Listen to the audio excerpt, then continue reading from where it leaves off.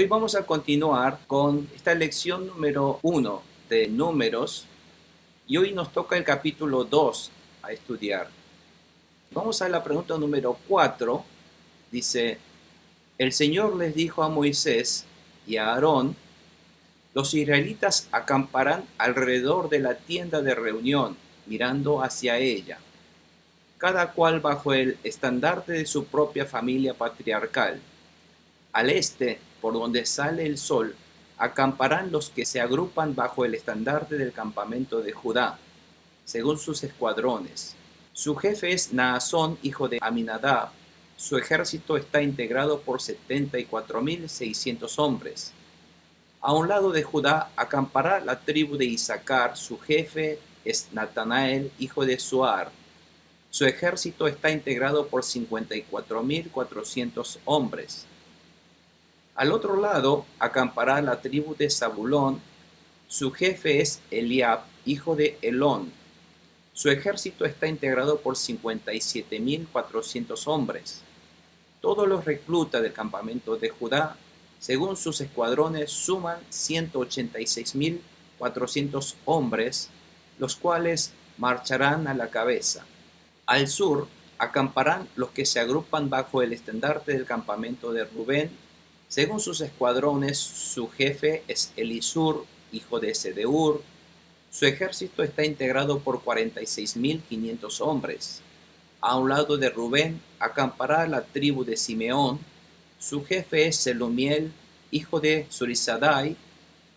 Su ejército está integrado por 59.300 hombres. Al otro lado acampará la tribu de Gad. Su jefe es Eliasaf, hijo de Reuel. Su ejército está integrado por 45.650 hombres. Todos los reclutas del campamento de Rubén, según sus escuadrones, suman 151.450 hombres, los cuales marcharán en segundo lugar. Entonces se pondrá en marcha la tienda de reunión junto con el campamento de los levitas, que está situado en medio de los demás campamentos. Partirán en el mismo orden en que hayan acampado cada uno en su lugar y bajo su estandarte. Al oeste acamparán los que se agrupan bajo el estandarte del campamento de Efraín, según sus escuadrones. Su jefe es Elisama, hijo de Amiud. Su ejército está integrado por 40.500 hombres. A un lado de Efraín acampará la tribu de Manasés. Su jefe es Gamaliel, hijo de Pedasur. Su ejército está integrado por 32.200 hombres. Al otro lado acampará la tribu de Benjamín. Su jefe es Abidán, hijo de Gedeoni. Su ejército está integrado por 35.400 hombres.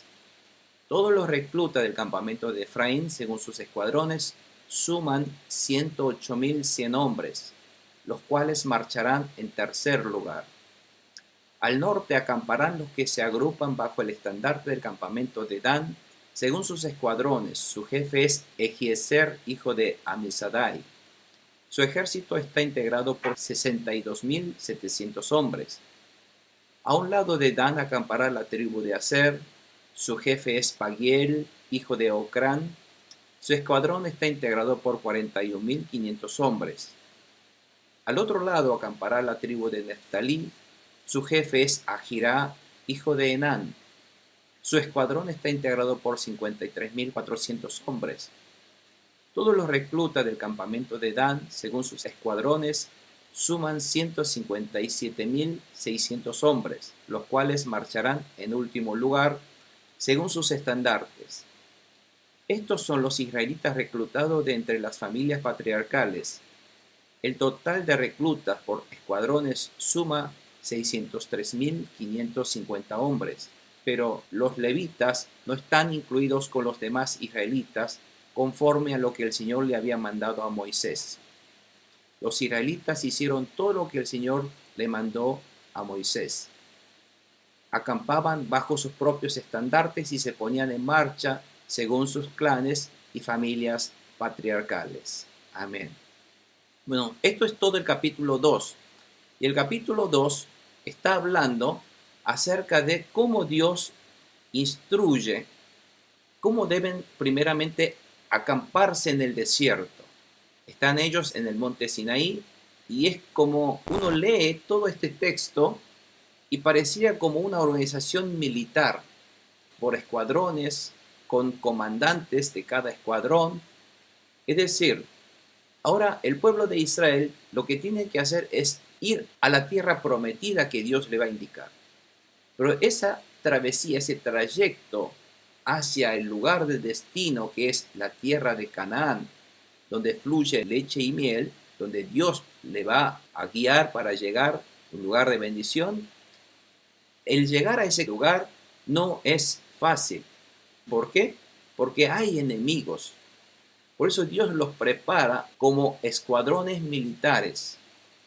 Esto nos está dando una pauta de que nuestra vida espiritual, para llegar al paraíso, para llegar al reino de Dios, donde Dios nos quiere llevar, el trayecto no va a ser así fácil, no va a ser muy dado, sino va a haber enemigos. El camino es un camino arduo donde hay que luchar y pelear. Pero esa pelea es fácil porque la pelea no la peleamos nosotros, la guerra no la peleamos nosotros. La guerra la pelea Dios. La guerra es de Dios, Dios va a vencer, pero lo que nosotros tenemos que hacer es obedecer la palabra de Dios y actuar de acuerdo a lo que Dios nos está detallando minuciosamente, con lujo de detalle, cómo debemos llevar a cabo esta guerra. Entonces, este significado de que Dios nos va a llevar a la tierra prometida, nos va a hacer victorioso, pero hay una condición, de que nosotros debemos que luchar de acuerdo a la manera de Dios, de acuerdo al mandamiento de Dios, a la orden de Dios. Y ese es el éxito de la victoria de la guerra espiritual que vamos a tener. Por lo tanto, Números es una guerra, es una organización para una guerra militar, pero es una guerra espiritual y la única manera de ganar esa guerra va a ser a través de obedecer a la palabra de Dios para luchar de acuerdo a la manera de Dios, de vencer a ese enemigo. Entonces, si obedecemos de esa manera, el que va a estar moviéndose en el medio de ese pueblo que obedece va a ser Dios. Ese es el secreto, no hay otra cosa. Ese es el centro, es el secreto del éxito en la vida religiosa del cristiano, del hombre de fe. Nosotros con seguridad vamos a ir al paraíso, vamos a ir al reino de Dios, pero no va a ser fácil, va a haber una guerra. Esa guerra va a ser luchada por Dios de acuerdo a la manera de Dios cuando nosotros obedecemos a la palabra de Dios. Eso es lo que está indicando todos estos mandamientos de Dios. Y ahora vamos a ver cómo Dios se organiza. Ustedes saben que los israelitas no son militares, eran esclavos, eran siervos, estaban siempre acostumbrados a siempre protestar. Por protestar lo que tenían que hacer los amos era dominarlos con latigazos. Entonces, por esos latigazos, a duras penas trabajaban, y cuando había posibilidades de desobedecer o de robar o de buscar sus propios intereses, no dudaban en desobedecer las órdenes. En fin, esa manera de vida que llevaban los esclavos no acordaban con la manera que Dios quiere llevar al pueblo de Dios. Por lo tanto, todo esto es un entrenamiento y Dios los moldea al pueblo de Israel a la manera de unos soldados que deben obedecer a la orden de Dios para así vencer al enemigo que está en sus caminos. Entonces van a ver ahora cómo Dios los organiza. Dios pone orden en la vida de ellos.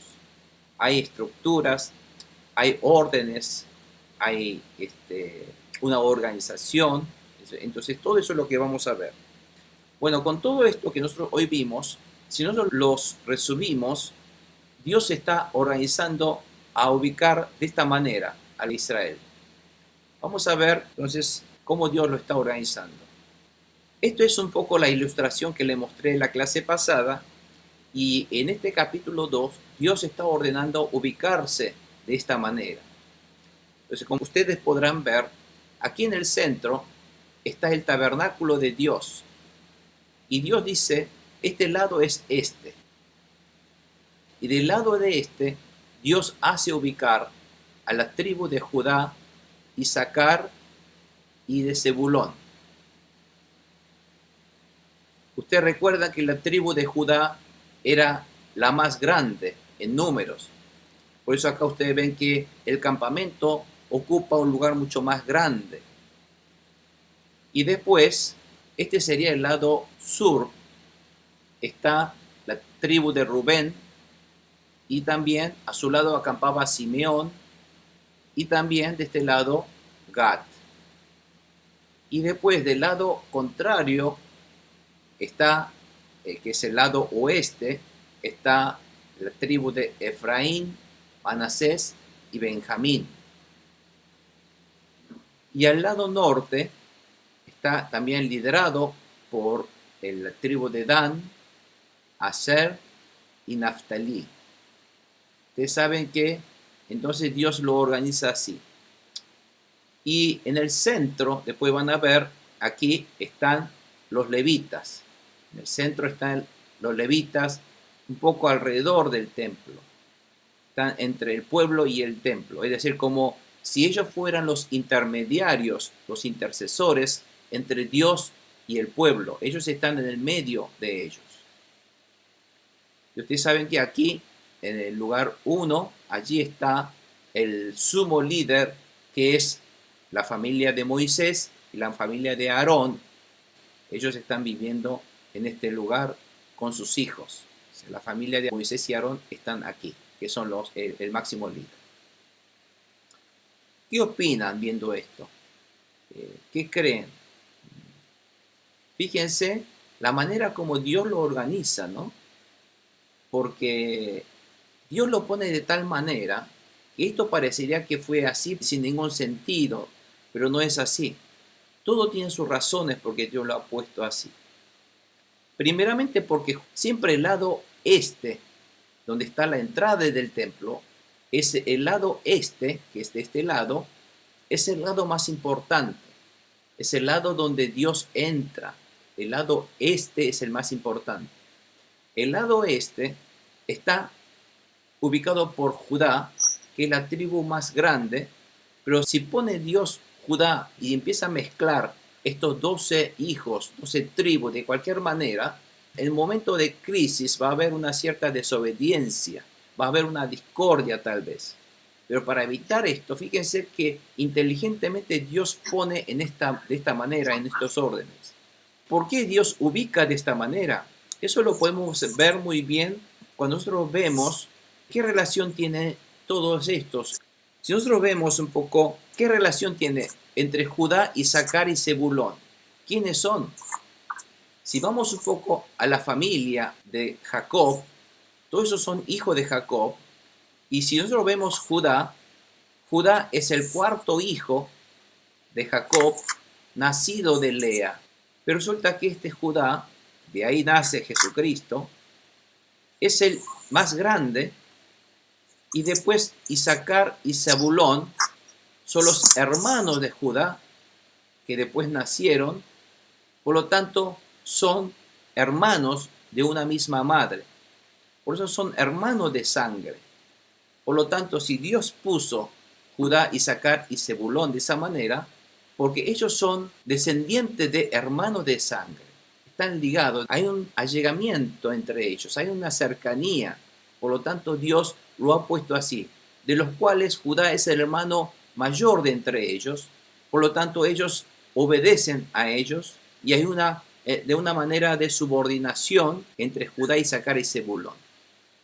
De igual manera, si nosotros vemos del lado del flanco de Reubén, Simeón y Gad, ellos también, ¿dónde está Rubén? Rubén es el primogénito y Simeón es el que sigue, pero Gad no es el hermano de ellos, porque si bien Rubén y Simeón son los hijos de sangre de la madre Lea, pero resulta que Leví no puede estar en ese lugar, porque los levitas son los que están en el centro, ¿no es cierto?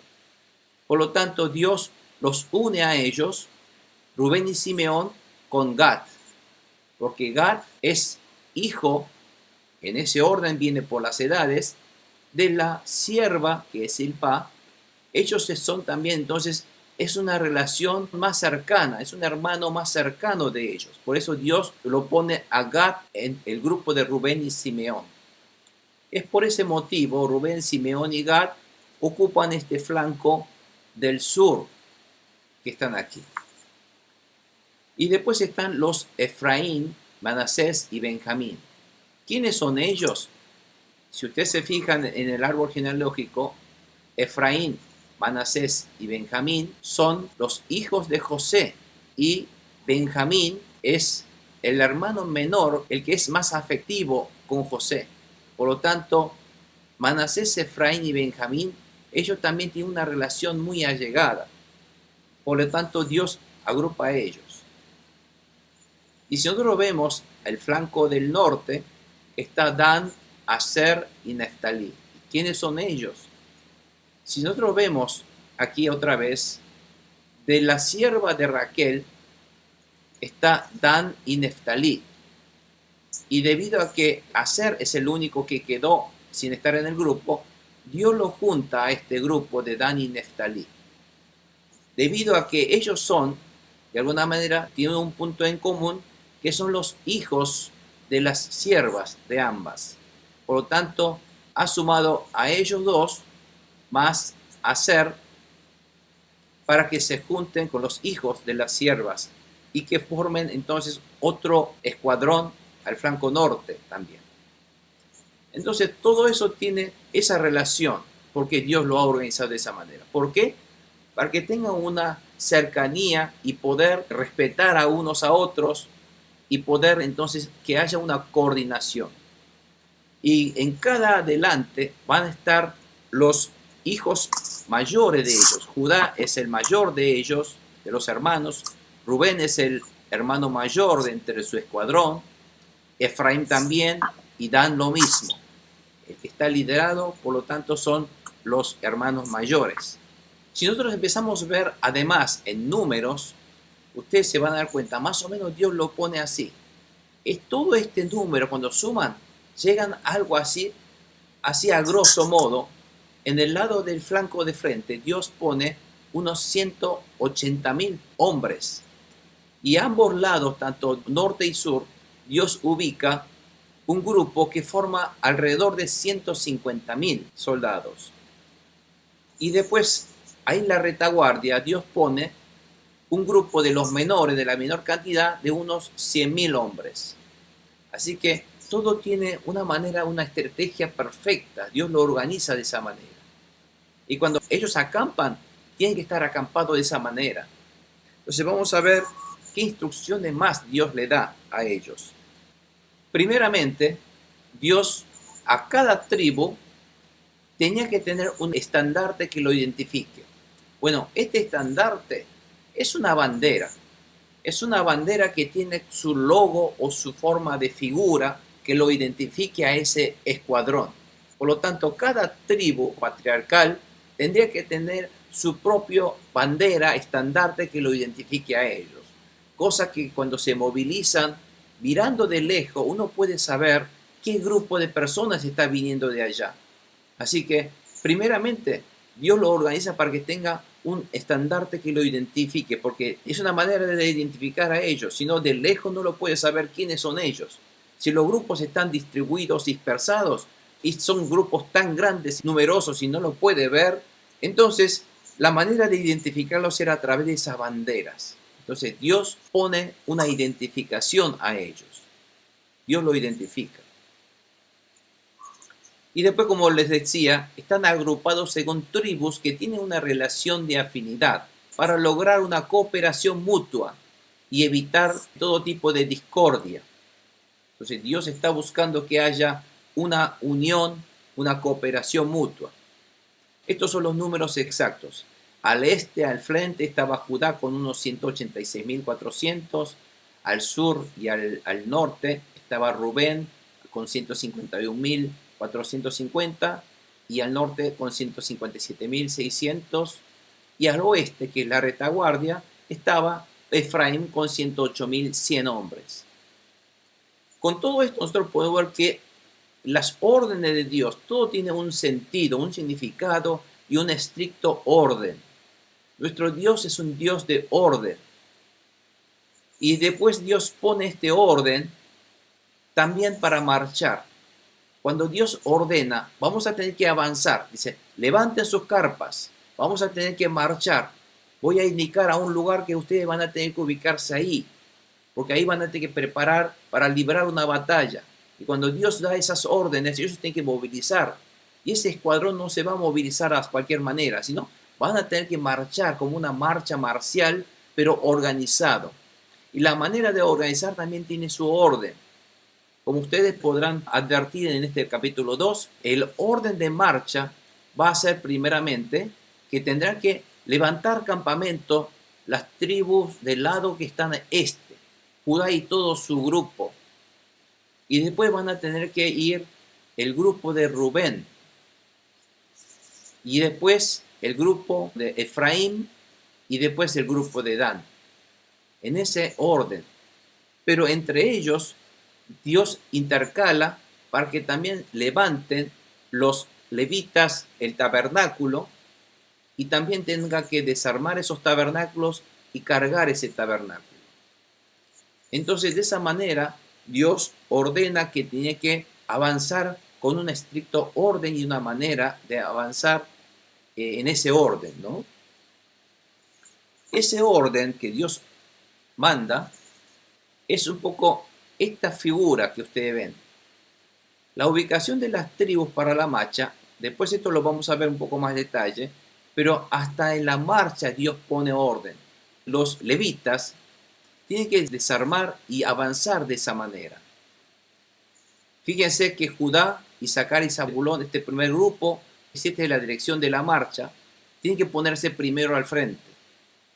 Y después el segundo grupo es el de Rubén, y después Efraín, Manasés, Benjamín, y después el grupo de Dan, Aser y Neftalí. Debido a este escuadrón, como podrán ver, lo que Dios está haciendo es primeramente dando prioridad a la tribu de Judá para que se levante campamento y para que después, en el orden, esto de arriba, para que empiecen a marchar en este orden, en el sentido de reloj. Este grupo empieza a levantarse en el sentido de reloj. Hasta eso Dios empieza a tener orden para poder marchar. Pero no solamente van a marchar así. Después van a ver que Dios van a intercalar entre ellos para que se levante, mientras la tribu de los levitas van a tener que empezar a trabajar, a desarmar este templo de Dios que está en el medio, para que cada cual empiecen a levantarlo. Fíjense qué estricto orden Dios está dando, ¿no? Todo es organizado. Dios lo organiza de esa manera. Y adelante de ellos tienen que siempre, los levitas tienen que llevar el arca de Dios. Ustedes sabían muy bien cuando estudiamos en Éxodo y en Levítico, el arca de Dios no lo puede tocar nadie. Si uno toca el arca de Dios, muere. Y después hay un caso en el cual el arca es perdido. Los filisteos le roban el arca.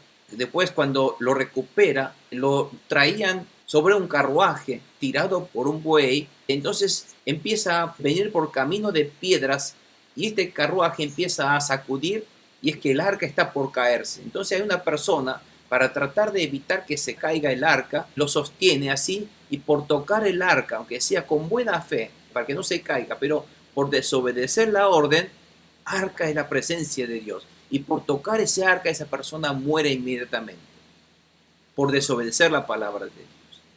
Así que así de estricto, y la arca solamente tiene que ser llevado por personas especialmente asignadas por Dios, que son, en este caso, los levitas. Y dentro de los grupos de los levitas estaban los coatitas.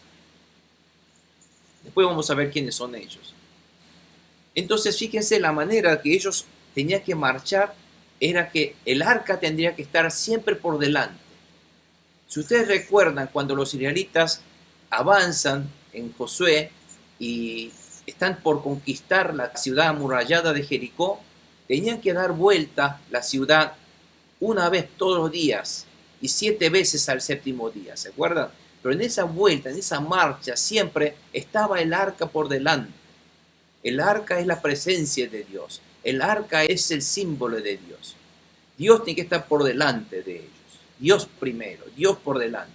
En toda nuestra vida espiritual en que avanzamos, Dios va a ser el primero, Dios primero.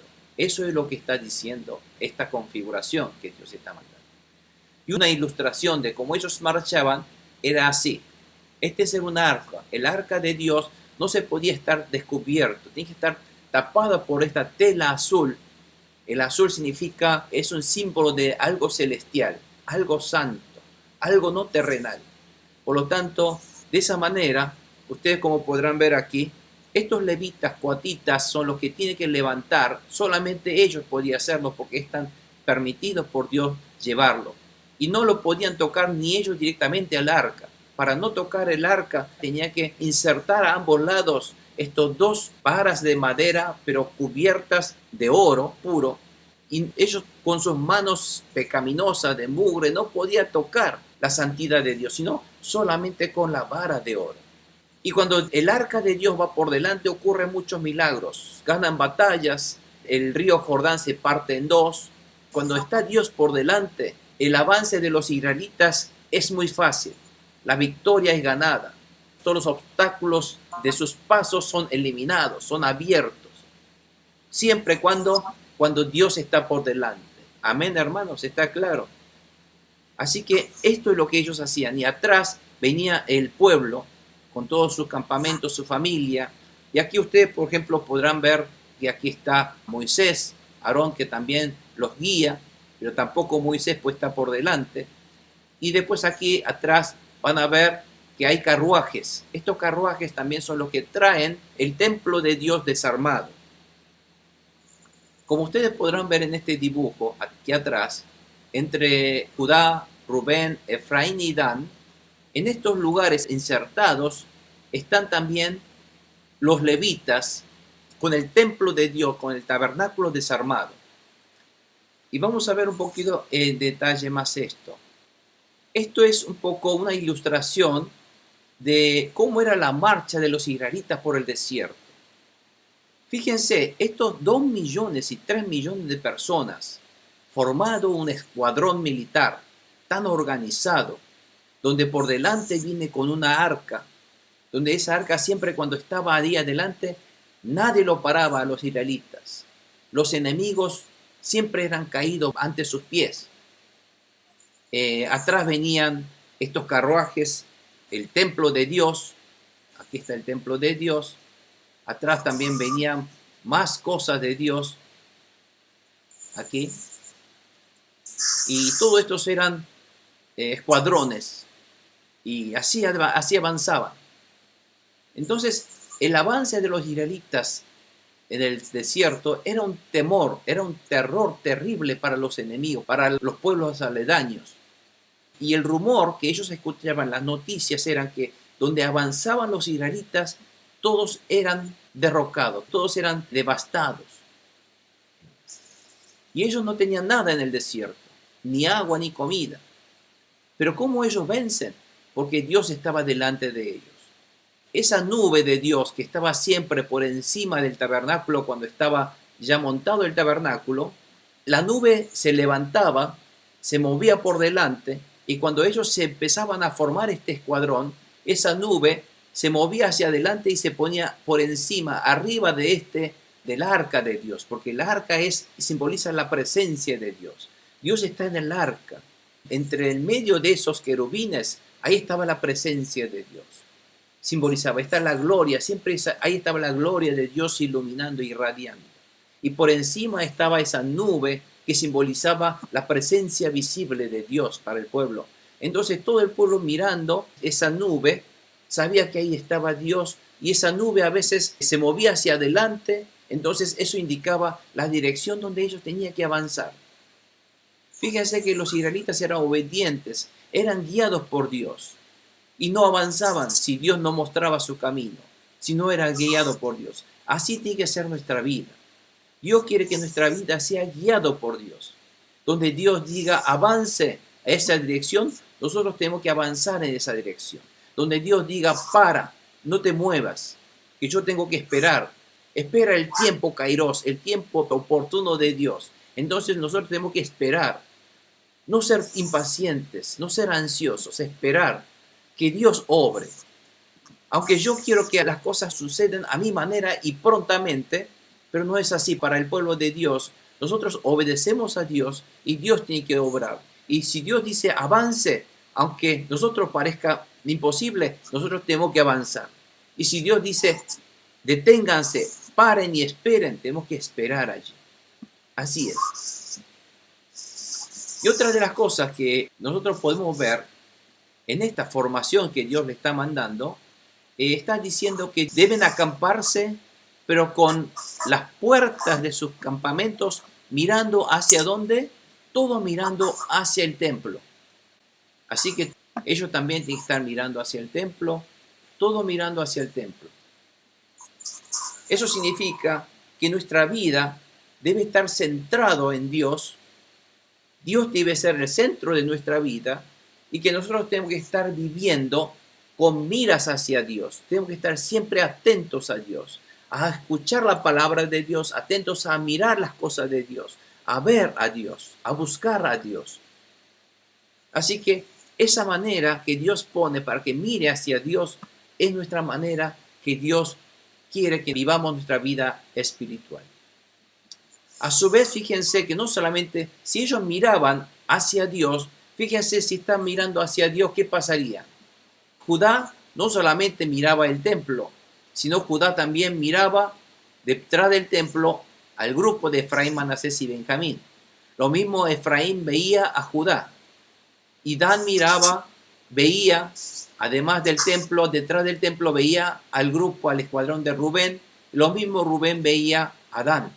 Es decir, no solamente mira a Dios, sino el pueblo de Dios a su vez ve a sus hermanos al frente, para mirar a Dios y también cuidar a su hermano que está al frente contra los enemigos.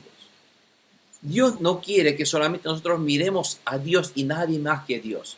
Dios quiere que nosotros miremos a Dios, pero también detrás de Dios veamos a mi hermano, a los hermanos que están allí, que también tenemos que protegerlos, cuidarlos. Entonces se vigilaban mutuamente. Cada uno miraban a sí mismos mutuamente, vigilaban mutuamente. Ese es el plan de Dios, como Dios quería llevar. Por lo tanto, Dios, además de este estricto orden de marchar, Dios establece líderes y comandantes por cada escuadrón, ¿se acuerdan? Dios pone esos líderes y comandantes ancianos. Y la importancia de estos líderes, pues a excepción de hay dos líderes del tribu de Judá, que son Naasón, y Naasón es el cuñado de Aarón, si ustedes se fijan en Éxodo 23, y del lado de Efraín, justo que está del lado de frente, el líder se llama Elisama, y Elisama, ¿sabe quién es Elisama? Es el abuelo de Josué, los obedientes. Esto lo pueden ver en Crónicas 7:26. Naasón y Elisama, ellos son los que después van a obedecer, después de este grupo de Judá y Efraín, son los que realmente cuando Dios ordena a conquistar, cuando mandan a los 12 espías y cuando regresan, son los dos tribus que dicen que si nosotros podemos, sí vamos a vencer, si Dios está entre medio, nosotros vamos a vencer. Pero todos los demás líderes protestan, dudan de la palabra de Dios, desobedecen. Entonces, todos los demás líderes cometen el pecado de dudar y desobedecer la palabra de Dios. Por eso, no saben cuán importante es el papel de los líderes comandantes en esta guerra, que los líderes tengan que obedecer a la palabra de Dios y tener fe en la palabra de Dios. Y es el caso de Naasón y Elisama que ocurrió en ese momento. Y otra de las cosas que nosotros podemos aprender a través de esto es que la obra de Dios no se logra con líder nada más, sino se logra a través de una armonía en grupo y en cooperación, guiados, comandados por líderes. Dios hace su obra, pero no lo hace una sola persona. La obra de Dios lo hace en conjunto, en armonía y en cooperación, guiados y comandados por un líder, todo de acuerdo a la palabra de Dios, de acuerdo a la estructura y la forma de Dios. Esa es la manera que Dios quiere llevar la vida de un creyente. Hay un orden, hay una cooperación mutua, hay un apoyo mutuo, hay una armonía y un amor mutuo fraternal entre hermanos, pero todos tienen que obedecer a una estructura de autoridades que Dios establece, y todo a su vez obedece a la máxima autoridad suprema que es nuestro Dios, a la palabra de Dios. Así que de esta manera Dios se mueve. Aún hoy día también en las estructuras espirituales no se mueve de cualquier manera. La vida de fe no se desenvuelve, porque si nosotros nos desorganizamos, desobedecemos a estas estructuras puestas por Dios, porque Dios da instrucciones precisas, Dios da órdenes claras como nosotros debemos obrar para vencer a esta batalla contra el enemigo invisible. ¿Cómo vamos a vencer a Satanás y sus demonios? ¿Con qué van a vencer? ¿Con cohetes? ¿Con armas nucleares? No, ellos no van a morir con eso. El hombre no puede hacer nada contra estos enemigos invisibles. No lo puede ni siquiera tocar ni ver. ¿Y cómo vamos a vencer a ellos? A la manera que Dios nos da organizar. Por lo tanto, esta batalla tiene una estructura y orden. Así vencemos al enemigo invisible. Este orden de marcha, como vimos en el dibujo, muestra que el tabernáculo está siempre en medio del pueblo. Aun cuando ellos están establecidos o aun cuando ellos están marchando, el tabernáculo siempre está en medio del pueblo. La presencia de Dios está en medio del pueblo. El arca los guía a través de la nube de la presencia de Dios. Así es nuestra vida. Nuestra vida tiene que estar obediente a la palabra de Dios. Amén, hermanos. Bueno, vamos a la pregunta número siguiente. Ahora sí, le voy a pedir, pastor, si puede contestarme la pregunta número 4. Adelante, pastor, por favor. ¿Alrededor de qué ordenó Dios acampar? Los israelitas acamparán alrededor de la tienda de reunión, mirando hacia ella, cada cual bajo el estandarte de su propia familia patriarcal. Amén. Como les había dicho, Dios ordenó acampar alrededor de la tienda de reunión, pero mirando hacia ella, mirando hacia la tienda. De esta manera, Dios quiere estar en el centro del pueblo, y además deberán acampar mirando hacia el tabernáculo, y a su vez eso permita vigilar y protegerse mutuamente a los hermanos entre ellos.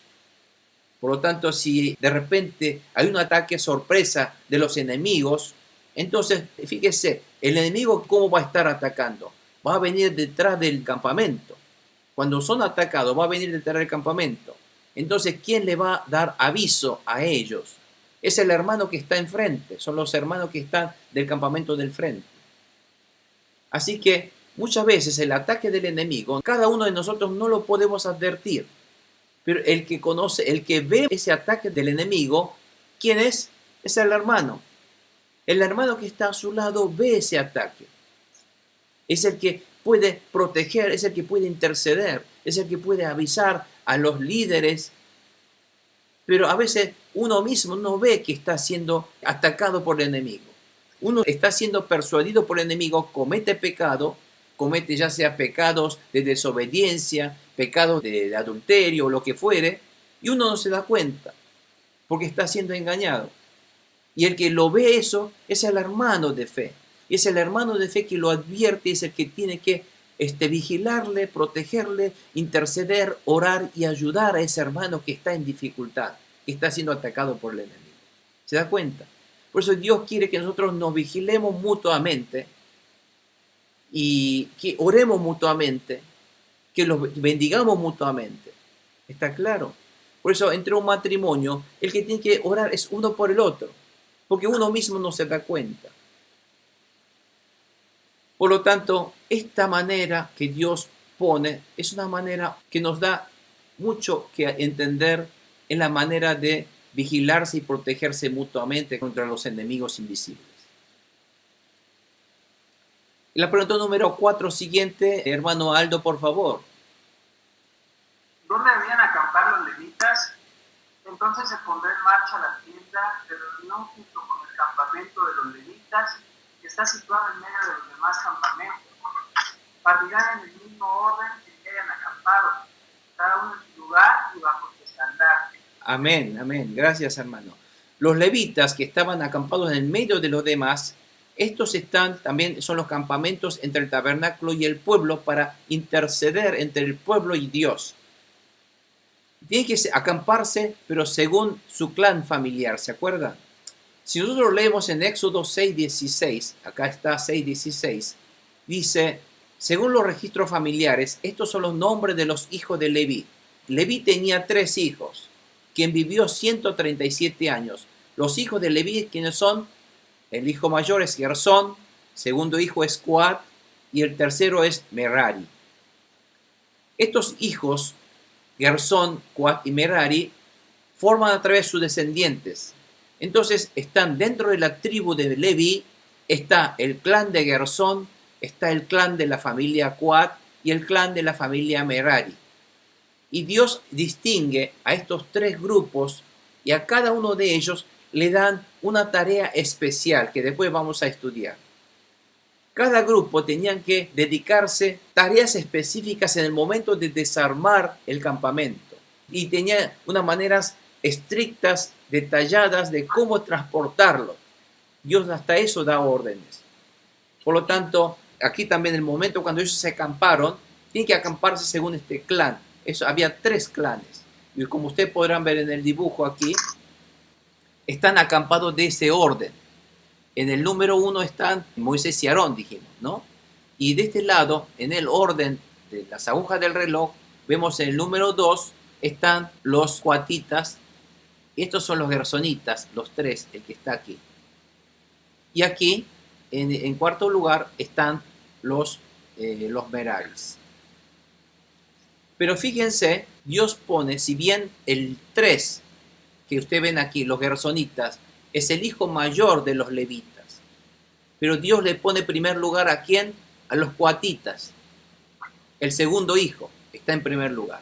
Después va a ir Gersón y después, en cuarto lugar, va a estar los meraritas. Esto nos da a conocer que Dios no da prioridad a las edades, sino Dios le pone prioridad a su obediencia. Porque Aarón y Moisés, ellos pertenecen al clan de los coatitas, del segundo hijo.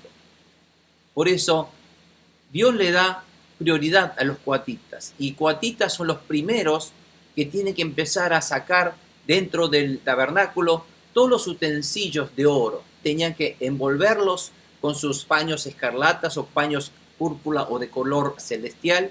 Y después son los que tienen que sacar primero los utensilios. Cuando los coatitas sacan los utensilios y después empiezan a desmantelar, sacar las tapas que están arriba los gersonitas y después quedan las estructuras, lo tienen que sacar los meraritas en ese orden, hasta eso. Después vamos a ver. Así que de esa manera, todos están organizados de esta manera. ¿Está claro, hermanos? O sea, esto es todo el capítulo 2 de Números. Pero a través de este capítulo 2 nosotros aprendemos que nuestro Dios es un Dios de orden, es un Dios que nos da estas pautas que debemos movernos espiritualmente en este mundo hoy día también en cierto orden y respeto de la palabra de Dios, que todo tiene sus razones y que hoy día se aplica a nuestra vida real espiritual. Entonces, seguimos aprendiendo en esta estrategia espiritual de Dios que hoy debemos utilizar para luchar esta guerra espiritual contra nuestros enemigos invisibles. Amén. Esta obra de Dios, Dios lo está llevando a cabo para llegar a enseñarnos cómo hoy día nosotros tenemos que ser salvos a través de una instrucción exacta de creer en Jesucristo, a través de esta fe en Jesucristo, cómo podemos ser salvos.